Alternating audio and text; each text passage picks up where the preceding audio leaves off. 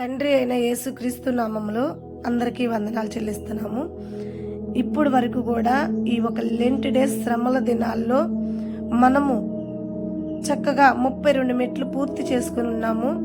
ఈరోజు 33వ మెట్టు మనం చూసుకోబోతున్నాము. ఈ 33వ మెట్టు పూర్తయినాక ఇంకా వరుసన ఇంకా 7 మెట్లు ఉంటాయి. ఈ 7 మెట్లు కూడా సిలువులో పలికిన 7 మాటలు మనము ఈ నేర్చుకునే క్రమంలో ఉంటామన్నమాట.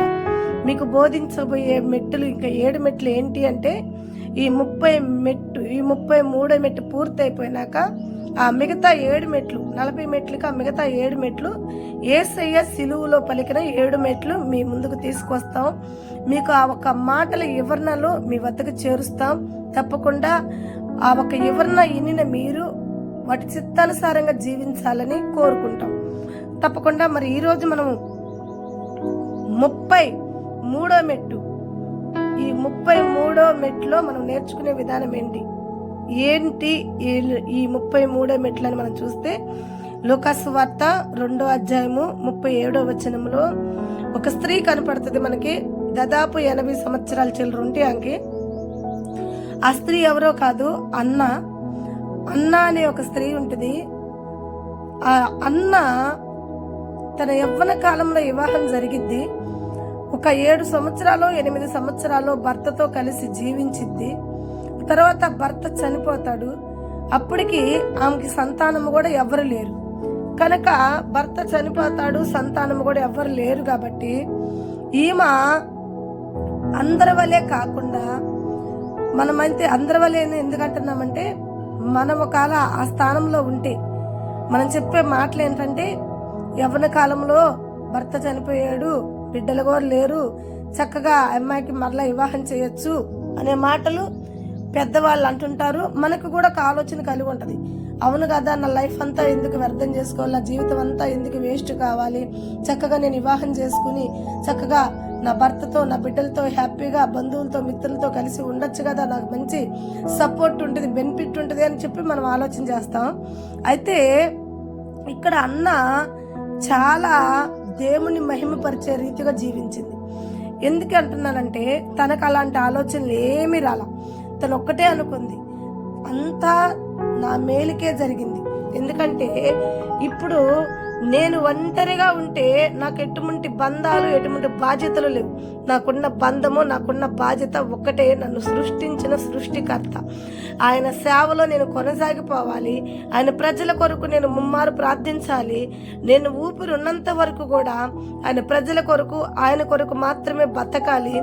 ఆయనే నా బలము, ఆయన ప్రజలే నా బలం అని చెప్పి ఒక తీర్మానం తీసుకుని అప్పటి నుండి తన యవ్వన కాలం నుండి వృద్ధాప్యతనం వరకు కూడా తరచూ ఇది 1 రోజు ఉపవాసమో 40 రోజుల ఉపవాసమో లేకపోతే ఈ లెంట్ డేస్ ఉపవాసమో శ్రమల కాల ఉపవాసమో కాదు. ఏమి చేసిన ఉపవాసము తరచూ ఉపవాసాలు, ఎల్లప్పుడూ ఉపవాసాలే, ఎల్లప్పుడూ ఉపవాసం ఉంటూ దేవుడి సన్నిధిలో ప్రార్థిస్తూ విజ్ఞాపన చేస్తూ దేశం కొరకు దేశ ప్రజల కొరకు అలాగే సంఘాల కొరకు సేవకుల కొరకు ఈ యొక్క జీవిత కాలం అంతా కూడా విజ్ఞాపనలోనే కొనసాగింది తన జీవితం. ఈ విజ్ఞాపనలో తరచూ ఉపవాసం ఉంటూ ఆ తల్లి దేవుడికి సమీపంగా ఉండి దగ్గరగా ఉండి ప్రార్థించింది. ప్రియమైన బిడ్డలారా, మీరు మంచిగా చదువుకోండి. దాని గురించి కొద్ది మాటలైనా కానీ చాలా విలువైన మాటలు ఉన్నాయి. కాబట్టి ఈమె ద్వారా అన్న ద్వారా మనం నేర్చుకునేది ఏంటంటే, ఈ లెంట్ డేస్ వరకే మనం పాటించాలా ఉపవాసాలు అనేది కాదు. నీకు శ్రమలు వచ్చినప్పుడు ఎప్పుడైనా నువ్వు ఉపవాసాలు ఉండొచ్చు. ఈ లెంట్ డేస్ వరకే, ఈ శ్రమల కాలంలోనే దేవుడికి మనం జ్ఞాపకం చేసుకుంటూ మన శ్రమలన్నీ దేవుడికి చెప్పుకుంటా ఉందామంటే కాదు. 365 రోజులు కూడా దేవుడికి మనం సమీపంగానే ఉండాలి. దేవుడి సన్నిధిలో మురపెట్టే వారిగానే ఉండాలి. మన కష్టమంతా దేవుడికి మురపెట్టాలి. దేశం కొరకు దేశ ప్రజల కొరకు ఆయన రాజ్యం కొరకు విజ్ఞాపన చేసేవారిగా ఉండాలని అన్న ద్వారా మనం నేర్చుకున్న మెట్టు ఉపవాస ప్రార్థనలు ఈ రోజుతోటి ముగించటం జరిగింది. కాబట్టి 33వ మెట్టుతోటి ఉపవాస ప్రార్థనలు పూర్తయిపోయినాయి.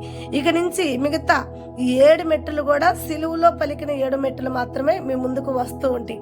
దయచేసి ప్రియమైన బిడ్డలారా, ఒక అన్నా వలె మనము కూడా జీవితకాలం అంతా కూడా దేవుడితో సహవాసం కలిగి దేవుడిలో సమీపంగా ఉండేవారిగా, దేవుడితో కలిసి అంటు కట్టేవారిగా ఉండాలని అన్న ఏ రీతిగా అయితే తన జీవిత కాలం అంతా బతుకు దినములన్నీ దేవుడి కొరకు, ప్రజల కొరకు విజ్ఞాపన చేసిందో, మనము కూడా మన కొరకు, మన కుటుంబాల కొరకే కాకుండా దేశం కొరకు, రాజ్యాల కొరకు, ఆయన చిత్తం కొరకు కూడా విజ్ఞాపన చేసేవారిగా ఉండాలని, అలా మనం చేసినప్పుడు అన్న దీవించబడ్డట్టు మనం కూడా దీవించబడతామని ప్రభు నామం పేరట మీ అందరినీ కూడా మనం చేసుకుంటున్నాం.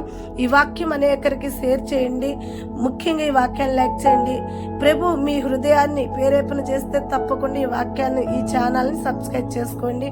అనుదినము ఈ ఒక ఛానల్లో వచ్చే ప్రతి ఒక్క దేవుడి విలువైన మాటలు మీ వద్దకు చేర్చబడును గాక. ఆమేన్. God bless you.